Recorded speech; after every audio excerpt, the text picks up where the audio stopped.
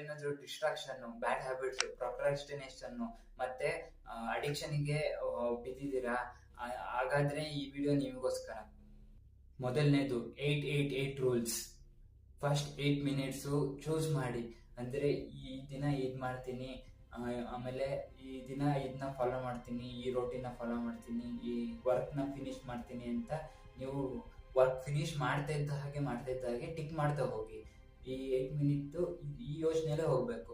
Next 8 minute ಈ 8 minute ನ next day planning, ಅಂದ್ರೆ ರಾತ್ರಿನೇ ಹಾಕ್ಬೇಕು. ನೀವು ಬೆಳಗ್ಗೆ ಎದ್ದು ಏನೇನ್ ಮಾಡ್ಬೇಕು ಅಂತ ಯೋಚನೆ ಮಾಡೋಕ್ಕಿಂತ ರಾತ್ರಿನೇ ಮಿನಿಮಲ್ ಬೇಕು. ನಿಮ್ಮ ಬ್ರೈನ್ ಡಿಸಿಷನ್ ತಗೊಳ್ಳೋದು ತುಂಬಾನೇ ಕಮ್ಮಿ. ರಾತ್ರಿ ಹೊತ್ತು ಯಾವ ಡಿಸಿಷನ್ ತಗೊಂಡ್ಬಿಡಿ, ಆದ್ರೆ ನೀವು ಬೆಳಗ್ಗೆ ಎದ್ದ ತಕ್ಷಣ ಇದನ್ನೇ ಟಾಸ್ಕ್ ಮಾಡ್ಬೇಕು ಅಂತ ನಿಮಗೆ ರಾತ್ರಿ ಮಲಗ್ತಾನೆ ಗೊತ್ತಿರುತ್ತೆ.